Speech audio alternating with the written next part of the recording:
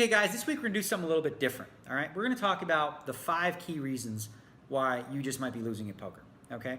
A lot of you are gonna think it's just bad luck, and that's the only reason because you're perfect and you don't ever make any mistakes.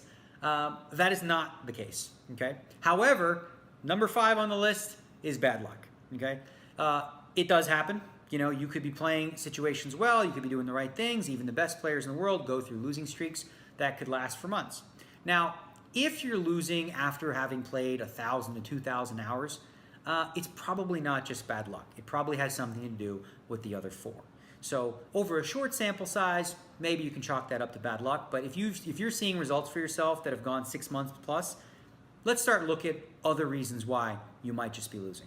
The number 4 reason you might be losing in poker is you've become too predictable. Now, this is specifically for cases where you were playing against the same players and you were winning, okay? And you were doing quite well. And now, over time, you've noticed you're playing against these same people and you're losing, okay? It's possible they've caught on to what you're doing. So maybe, you know, you're not bluffing enough against them, or maybe you're bluffing too much and they've caught on to that. So if that's the case where you're playing against the same types of people and you've gone from a winning player to a losing player, maybe they've also changed the way they play, but let's focus on what you can control, which is whether or not you've become too predictable.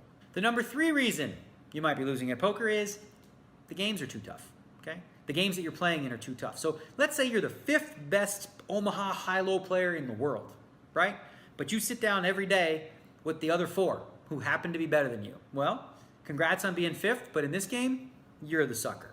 So I would really try to be self-aware enough to look around the table and ask yourself the real question, okay, you know, I like my poker skills, but am I better than these guys? And if you're not certain about that, you might want to find better spots. The number 2 reason you might be losing at poker is your fundamentals, okay? So that's really the nitty-gritty of how to learn how to play poker. The good news is this can be learned, and you're taking a big step towards getting there by watching these videos as well as the hand breakdowns and all the Twitch streams and so much content that's available today to learn how to play, to just understand and play better poker, okay? So the fundamentals, without them, you're not gonna be able to be a winning player. So it's a very, very important part. The good news about that, as I said, is that is a learnable trait. So as you continue to grow, look for sources of influence that are other great players who have done it before, that know what they're talking about. A good friend of mine, Jason Somerville, does a Twitch stream where he talks through the hands that he plays. So make sure you give that a listen. Or if, like I said, you know, keep watching this channel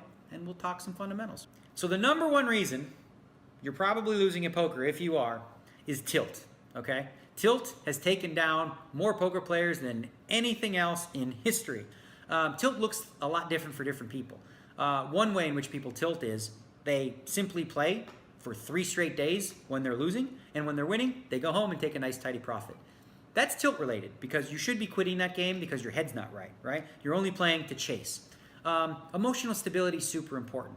Being self-aware enough too to realize that, like, you know what, you're not feeling it, you're angry, you've just taken some bad beats and you start playing bad.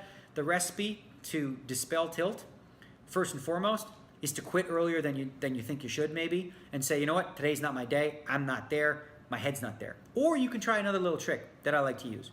And it's a little more complicated, so maybe we'll do a separate video about it, but it's a little trick I use to get present. And part of that looks like I basically just think of my thoughts, what's going through my head, then I think about how I'm feeling, my physical sensations, and I get present to what's really happening in the moment. I'm pissed off, this guy just called a raise with deuce 5 offsuit, took me out of the tournament, he never should have been in the hand in the first place, and now I'm screwed. How am I feeling? Angry. What are my physical sensations? My blood's boiling, my head's raging, I'm tapping my toes, I'm hyperventilating, whatever it is. Okay, now I'm present to the situation I'm in, okay? Next step, choose. Now I'm gonna choose, how do I wanna be? I wanna be relaxed, I wanna be calm, I wanna be joyful, I wanna be engaged, I wanna be focused, I wanna let the past live in the past. And this is a trick that I use. Sometimes you'll see me at the table, close my eyes, I go into my little zen. I might be smiling, but under my breath, I'm going, this stupid freaking idiot who called me with 9-6 offsuit, I can't stand it. He always wins, and he's such an idiot. I hate this.